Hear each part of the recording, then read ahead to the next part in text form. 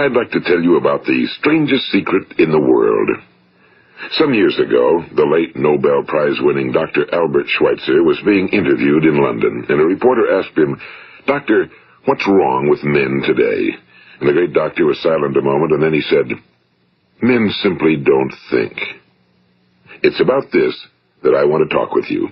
We live today in a golden age. This is an era that man has looked forward to, dreamed of, and worked toward for thousands of years. But since it's here, we pretty well take it for granted.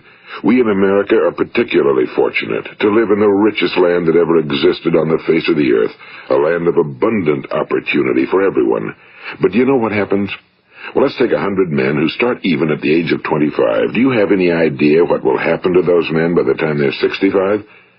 These 100 men who all start even at the age of 25 believe they're going to be successful. If you asked any one of these men if he wanted to be a success, he'd tell you he did. And you'd notice that he was eager toward life, that there was a certain sparkle to his eye, an erectness to his carriage, and life seemed like a pretty interesting adventure to him. But by the time they're 65, 1 will be rich. 4 will be financially independent. 5 will still be working. 54 will be broke. Now think a moment. Out of the 100, only 5 make the grade. Now why do so many fail?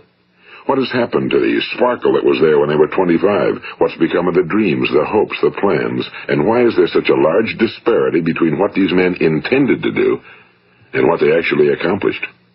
When we say about 5% achieve success, we have to define success. And here's the best definition I've ever been able to find. Success is the progressive realization of a worthy ideal.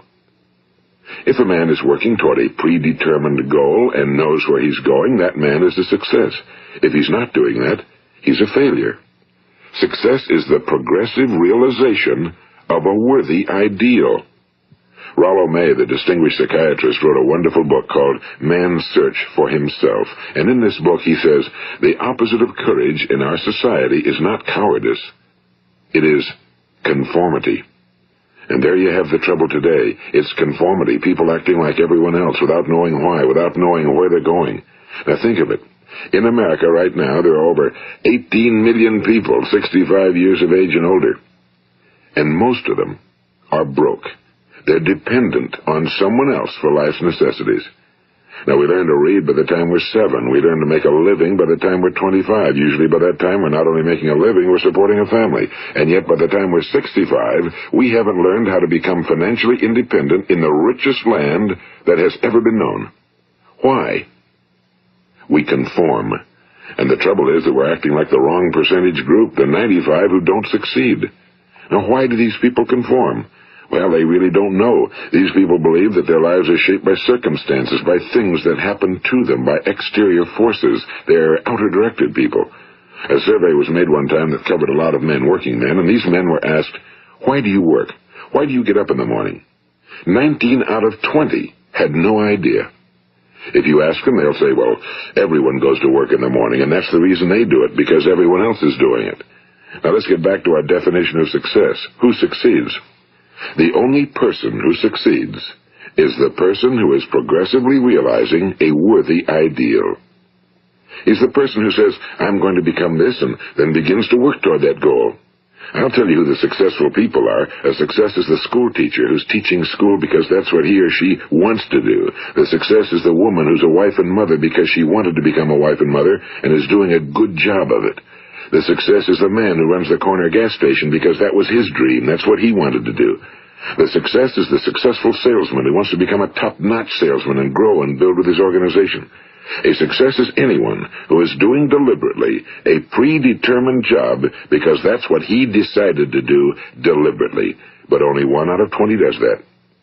That's why today there isn't really any competition unless we make it for ourselves. Instead of competing, all we have to do is create. You know, for 20 years, I looked for the key which would determine what would happen to a human being. Was there a key I wanted to know which would make the future a promise that we could foretell to a large extent? Was there a key that would guarantee a person's becoming successful if he only knew about it and knew how to use it? Well, there is such a key, and I found it. Have you ever wondered why so many men work so hard and honestly without ever achieving anything in particular, and others don't seem to work hard and yet seem to get everything? They seem to have the magic touch. You've heard them say that about someone. Everything he touches turns to gold. And have you ever noticed that a man who becomes successful tends to continue to become successful? And on the other hand, have you noticed how a man who's a failure tends to continue to fail? Well, it's because of goals. Some of us have goals, some don't. People with goals succeed because they know where they're going. It's that simple. Think of a ship leaving a harbor, and think of it with the complete voyage mapped out and planned. The captain and crew know exactly where it's going and how long it'll take. It has a definite goal. Now, 9,999 times out of 10,000, it will get to where it started out to get. Now let's take another ship, just like the first, only let's not put a crew on it or a captain at the helm. Let's give it no aiming point, no goal, no destination. We just start the engines and let it go. I think you'll agree with me that if it gets out of the harbor at all, it will either sink or wind up on some deserted beach, a derelict. It can't go anyplace because it has no destination and no guidance, and it's the same with a human being. Take the salesman, for example. There's no other person in the world today with the future of a good salesman. Selling is the world's highest paid profession, if we're good at it and if we know where we're going. Every company needs top-notch salesmen, and they reward those men. The sky's the limit for them. But how many can you find? Someone once said the human race is fixed, not to prevent the strong from winning, but to prevent the weak from losing. The American economy today can be likened to a convoy in time of war. The entire economy is slowed down to protect its weakest link, just as the convoy had to go at the speed that would permit its slowest vessel to remain in formation. That's why it's so easy to make a living today. It takes no particular brains or talent to make a living and support a family today. So we have a plateau of so-called security, if that's what a person's looking for. But we do have to decide how high above this plateau we want to aim. Now let's get back to the strangest secret in the world, the story that I wanted to tell you today. Why do men with goals succeed in life and men without them fail? Well, let me tell you something which, if you really understand it, will alter your life immediately. If you understand completely what I'm going to tell you from this moment on, your life will never be the same again. You will suddenly find that good luck just seems to be attracted to you. The things you want just seem to fall in line, and from now on you won't have the problems, the worries, the gnawing lump of anxiety that perhaps you've experienced before. Doubt, fear, well, they'll be things of the past.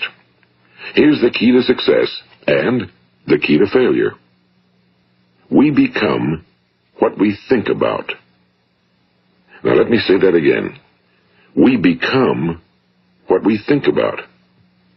Throughout all history, the great wise men and teachers, philosophers and prophets have disagreed with one another on many different things. It's only on this one point that they are in complete and unanimous agreement.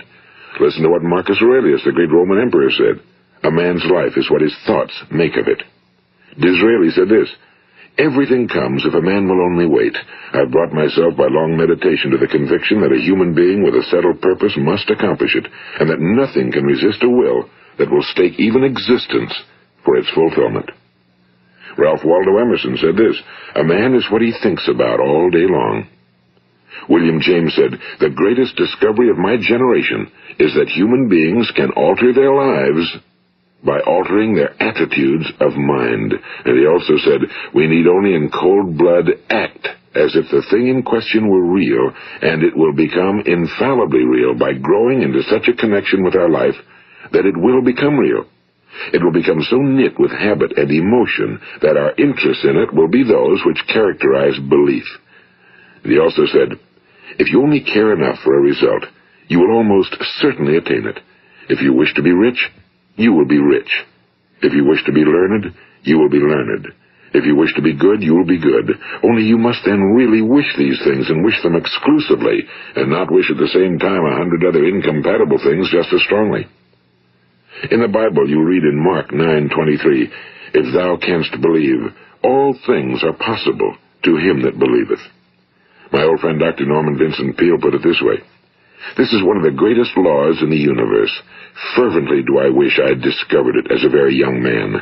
It dawned upon me much later in life, and I found it to be one of the greatest, if not my greatest discovery outside of my relationship to God. The great law, briefly and simply stated, is that if you think in negative terms, you will get negative results. If you think in positive terms, you will achieve positive results. That is the simple fact, he went on to say, which is at the basis of an astonishing law of prosperity and success. In 3 words, believe and succeed. William Shakespeare put it this way: our doubts are traitors and make us lose the good we oft might win by fearing to attempt. George Bernard Shaw said, people are always blaming their circumstances for what they are. I don't believe in circumstances. The people who get on in this world are the people who get up and look for the circumstances they want, and if they can't find them, make them. Well, it's pretty apparent, isn't it? And every person who discovered this for a while believed that he was the first one to work it out. We become what we think about.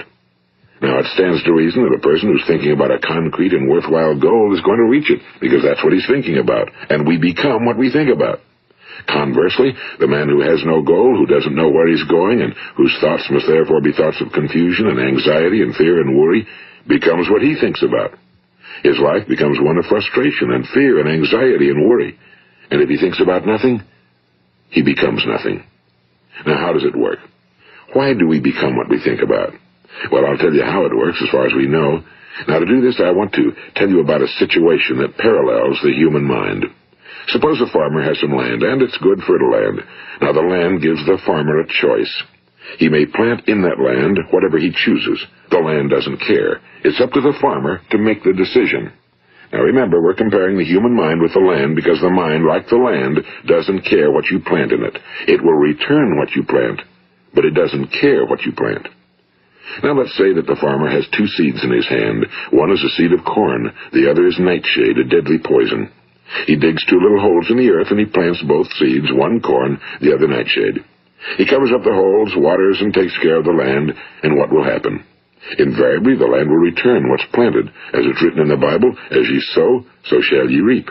Now remember, the land doesn't care. It'll return poison in just as wonderful abundance as it will corn. So up come the 2 plants, one corn, one poison. Now, the human mind is far more fertile, far more incredible and mysterious than the land, but it works the same way. It doesn't care what we plant. Success, failure. A concrete, worthwhile goal, or confusion. Misunderstanding, fear, anxiety, and so on. But what we plant, it must return to us.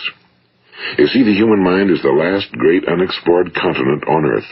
It contains riches beyond our wildest dreams. It will return anything we want to plant.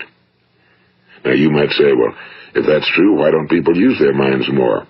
Well, I think they figured out an answer to that one, too. Our mind comes as standard equipment at birth. It's free, and things that are given to us for nothing we place little value on. Things that we pay money for, we value. The paradox is that exactly the reverse is true. Everything that's really worthwhile in life came to us free. Our minds, our souls, our bodies, our hopes, our dreams, our ambitions, our intelligence, our love of family and children and friends and country, all these priceless possessions are free. But the things that cost us money are actually very cheap and can be replaced at any time. A good man can be completely wiped out and make another fortune. He can do that several times. Even if our home burns down, we can rebuild it. But the things we got for nothing, we can never replace. The human mind isn't used because we take it for granted. Familiarity breeds contempt. It can do any kind of job we assign to it, but generally speaking, we use it for little jobs instead of big, important ones. Universities have proved that most of us are operating on about 10% or less of our abilities. So decide now, what is it you want? Plant your goal in your mind. It's the most important decision you'll ever make in your entire life. What is it you want? Do you want to be an outstanding salesman? A better worker at your particular job? Do you want to go places in your company? In your community? Do you want to get rich? All you've got to do is plant that seed in your mind, care for it, work steadily toward your goal, and it will become a reality. It not only will, there's no way that it cannot. You see, that's a law, like the laws of Sir Isaac Newton, the laws of gravity. If you get on top of a building and jump off, you'll always go down. You'll never go up, and it's the same with all the other laws of nature. They always work. They're inflexible. Think about your goal in a relaxed, positive way. Picture yourself in your mind's eye as having already achieved this goal. See yourself doing the things you will be doing when you've reached your goal. Ours has been called the phenobarbital age, the age of ulcers and nervous breakdowns and tranquilizers. At a time when medical research has raised us to a new plateau of good health and longevity, far too many of us worry ourselves into an early grave trying to cope with things in our own little personal ways without learning a few great laws that will take care of everything for us. These things we bring on ourselves through our habitual way of thinking. Every one of us is the sum total of his own thoughts. He is where he is because that's exactly where he really wants to be, whether he'll admit that or not. Each of us must live off the fruit of his thoughts in the future, because what you think today and tomorrow, next month and next year, will mold your life and determine your future. You're guided by your mind. I remember one time I was driving through eastern Arizona, and I saw one of those giant earth-moving machines roaring along the road at about 35 miles an hour with what looked like 30 tons of dirt in it. A tremendous, incredible machine, and there was a little man perched way up on top with the wheel in his hands guiding it. And as I drove along, I was struck by the similarity of that machine to the human mind. Just suppose you're sitting at the controls of such a vast source of energy. Are you going to sit back and fold your arms and let it run itself into a ditch? Or are you going to keep both hands firmly on the wheel and control and direct this power to a specific, worthwhile purpose? It's up to you. You're in the driver's seat. You see, the very law that gives us success is a two-edged sword. We must control our thinking. The same rule that can lead a man to a life of success, wealth, happiness, and all the things he ever dreamed of for himself and his family. That very same law can lead him into the gutter. It's all in how he uses it, for good or for bad. This is the strangest secret in the world. Now, why do I say it's strange, and why do I call it a secret? Actually, it isn't a secret at all. It was first promulgated by some of the earliest wise men, and it appears again and again throughout the Bible, but very few people have learned it, understand it. That's why it's strange, and why for some equally strange reason it virtually remains a secret. I believe that you could go out and walk down the main street of your town and ask one man after another what the secret of success is, and you probably wouldn't run into one man in a month who could tell you. Now, this information is enormously valuable to us if we really understand it and apply it. It's valuable to us not only for our own lives, but the lives of those around us, our families, employees, associates, and friends. Life should be an exciting adventure. It should never be a bore. A man should live fully, be alive. He should be glad to get out of bed in the morning. He should be doing a job he likes to do because he does it well. One time I heard Grove Patterson, the great late editor-in-chief of the Toledo Daily Blade, make a speech, and as he concluded his speech, he said something I've never forgotten. He said, "My years in the newspaper business have convinced me of several things. Among them, that people are basically good, and that we came from someplace, and we're going someplace. So we should make our time here an exciting adventure. The architect of the universe didn't build a stairway leading nowhere." And the greatest teacher of all, the carpenter from the plains of Galilee, gave us the secret time and time again. As ye believe, so shall it be done unto you. I've explained the strangest secret in the world and how it works. Now, on this side, I want to explain how you can prove to yourself the enormous returns possible in your own life by putting this secret to a practical test. I want you to make a test that will last 30 days.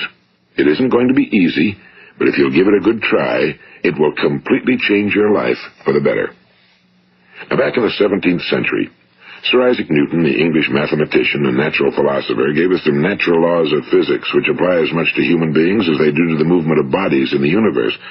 And one of these laws is that for every action, there is an equal and opposite reaction. Simply stated, as it applies to you and me, it means we can achieve nothing without paying the price. The results of your 30-day experiment will be in direct proportion to the effort you put forth. To be a doctor, you must pay the price of long years of difficult study. To be successful in selling, and remember that each of us succeeds to the extent of his ability to sell. Selling our families on our ideas, selling education in schools, selling our children on the advantages of living the good and honest life, selling our associates and employees on the importance of being exceptional people. To, of course, the profession of selling itself. But to be successful in selling our way to the good life, we must be willing to pay the price. Now, what is that price? Well, it's many things. First, it's understanding emotionally, as well as intellectually, that we literally become what we think about, that we must control our thoughts if we're to control our lives. It's understanding fully that as ye sow, so shall ye reap. Second, it's cutting away all fetters from the mind and permitting it to soar as it was divinely designed to do. It's the realization that your limitations are self-imposed and that the opportunities for you today are enormous beyond belief. It's rising above narrow-minded pettiness and prejudice. And third, it's using all your courage to force yourself to think positively on your own problem, to set a definite and clearly defined goal for yourself, to let your marvelous mind think about your goal from all possible angles, to let your imagination speculate freely upon many different possible solutions, to refuse to believe that there are any circumstances sufficiently strong to defeat you in the accomplishment of your purpose, to act promptly and decisively when your course is clear, and to keep constantly aware of the fact that you are, at this moment, standing in the middle of your own acres of diamonds, as Russell Conwell used to point out. And fourth, save at least 10% of every dollar you earn. It's also remembering that no matter what your present job, it has enormous possibilities, if you're willing to pay the price. Now let's just go over the important points in the price each of us must pay to achieve the wonderful life that can be ours. It is, of course, worth any price. 1. You will become what you think about. 2. Remember the word imagination and let your mind begin to soar. 3. Courage. Concentrate on your goal every day. 4. Save 10% of what you earn. And 5. Action. Ideas are worthless unless we act on them. Now, I'll try to outline the 30-day test I want you to make. Keep in mind that you have nothing to lose by making this test and everything you could possibly want to gain. There are 2 things that may be said of everyone. Each of us wants something, and each of us is afraid of something. I want you to write on a card what it is you want more than anything else. It may be more money. Perhaps you'd like to double your income or make a specific amount of money. It may be a beautiful home. It may be success at your job. It may be a particular position in life. It could be a more harmonious family. Each of us wants something. Now write down on your card specifically what it is you want. Make sure it's a single goal and clearly defined. You needn't show it to anyone, but carry it with you so that you can look at it several times a day. Think about it in a cheerful, relaxed, positive way each morning when you get up, and immediately you have something to work for, something to get out of bed for, something to live for.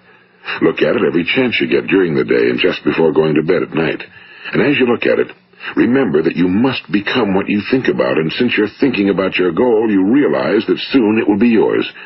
In fact, it's yours really the moment you write it down and begin to think about it. Look at the abundance all around you as you go about your daily business. You have as much right to this abundance as any other living creature. It's yours for the asking. Now we come to the difficult part. Difficult because it means the formation of what is probably a brand new habit, and new habits are not easily formed. Once formed, however, it will follow you for the rest of your life. Stop thinking about what it is you fear. Each time a fearful or negative thought comes into your consciousness, replace it with a mental picture of your positive and worthwhile goal. And there will come times when you'll feel like giving up. It's easier for a human being to think negatively than positively. That's why only 5% are successful. You must begin now to place yourself in that group. For 30 days, you must take control of your mind. It will think about only what you permit it to think about. Each day for this 30-day test, do more than you have to do. In addition to maintaining a cheerful, positive outlook, give of yourself more than you've ever done before. Do this knowing that your returns in life must be in direct proportion to what you give. The moment you decide on a goal to work toward, you're immediately a successful person. You are then in that rare and successful category of people who know where they're going. Out of every 100 people, you belong to the top 5. Don't concern yourself too much with how you're going to achieve your goal. Leave that completely to a power greater than yourself. All you have to do is know where you're going. The answers will come to you of their own accord and at the right time. Remember these words from the Sermon on the Mount, and remember them well. Keep them constantly before you this month of your test. Ask, and it shall be given you. Seek, and ye shall find. Knock, and it shall be opened unto you. For every one that asketh receiveth, and he that seeketh findeth, and to him that knocketh it shall be opened. It's as marvelous and as simple as that. In fact, it's so simple that in our seemingly complicated world, it's difficult for an adult to understand that all he needs is a purpose and faith. For 30 days, Do your very best. If you're a salesman, go at it as you've never done before, not in a hectic fashion, but with the calm, cheerful assurance that time well spent will give you the abundance in return you deserve and want. If you're a homemaker, devote your 30-day test to completely giving of yourself without thinking about receiving anything in return, and you'll be amazed at the difference it makes in your life. No matter what your job, do it as you've never done it before for 30 days. And if you've kept your goal before you every day, you'll wonder and marvel at this new life you've found. Dorothea Brand, the outstanding editor and writer, discovered it for herself and tells about it in her fine book, Wake Up and Live. Her entire philosophy is reduced to the words, act as though it were impossible to fail. She made her own test with sincerity and faith, and her entire life was changed to one of overwhelming success. Now, you make your test for 30 full days. Don't start your test until you've made up your mind to stick with it. You see, by being persistent, you're demonstrating faith. Persistence is simply another word for faith. If you didn't have faith, you'd never persist. If you should fail during your first 30 days, by that I mean suddenly find yourself overwhelmed by negative thoughts, you've got to start over again from that point and go 30 more days. Gradually, your new habit will form until you find yourself one of that wonderful minority to whom virtually nothing is impossible. And don't forget the card. It's vitally important as you begin this new way of living. On one side of the card, write your goal, whatever it may be. On the other side, write the words we've quoted from the Sermon on the Mount. Ask, and it shall be given you. Seek, and ye shall find. Knock, and it shall be opened unto you. Nothing great was ever accomplished without inspiration. See that during these crucial first 30 days, your own inspiration is kept at a peak. And above all, don't worry. Worry brings fear, and fear is crippling. The only thing that can cause you to worry during your test is trying to do it all yourself. Know that all you have to do is hold your goal before you. Everything else will take care of itself. Remember also to keep calm and cheerful. Don't let petty things annoy you and get you off course. Now, since making this test is difficult, some will say, why should I bother? Well, look at the alternative. No one wants to be a failure. No one really wants to be a mediocre individual. No one wants a life constantly filled with worry and fear and frustration.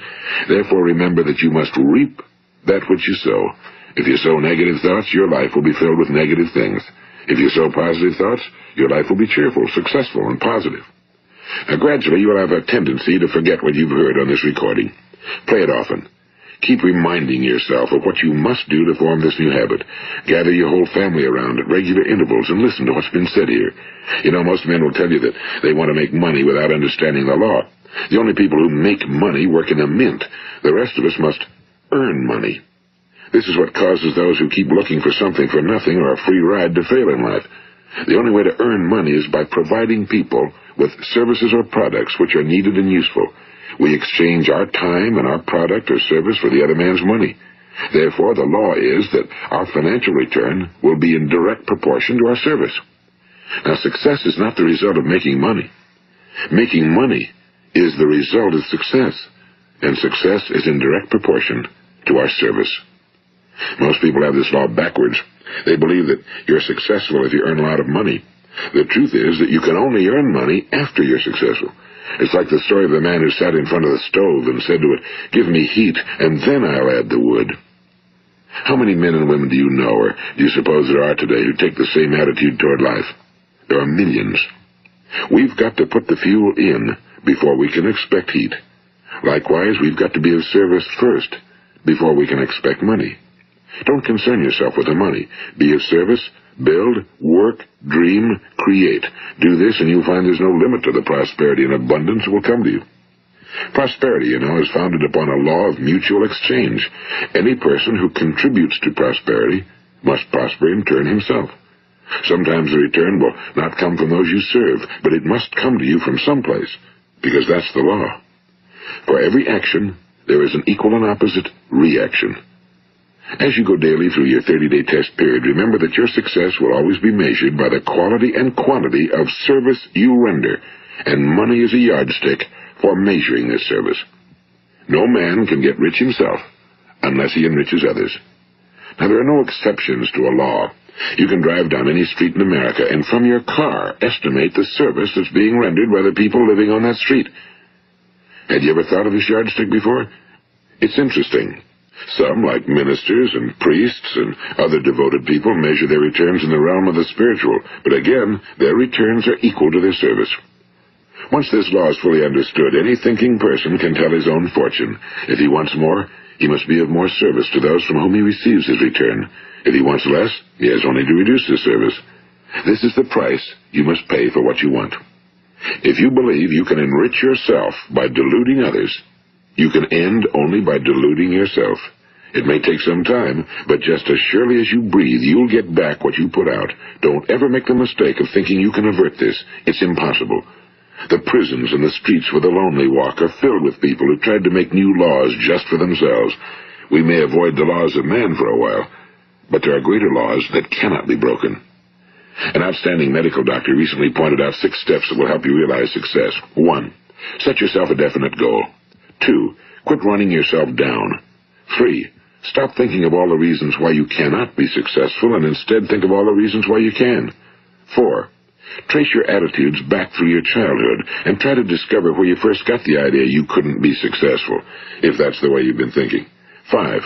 Change the image you have of yourself by writing out a description of the person you would like to be. And 6. Act the part of the successful person you have decided to become. The doctor who wrote those words is a noted West Coast psychiatrist, Dr. David Harold Fink. Do what the experts since the dawn of recorded history have told you you must do. Pay the price by becoming the person you want to become. It's not nearly as difficult as living unsuccessfully. Make your 30-day test, then repeat it again, and each time it will become more a part of you until you'll wonder how you could ever have lived any other way. Live this new way and the floodgates of abundance will open and pour over you more riches than you may have dreamed existed. Money? Yes, lots of it. But what's more important, you'll have peace. You'll be in that wonderful minority who lead calm, cheerful, successful lives. Start today. You have nothing to lose, but you have a whole life to win. This is Earl Nightingale, and thank you.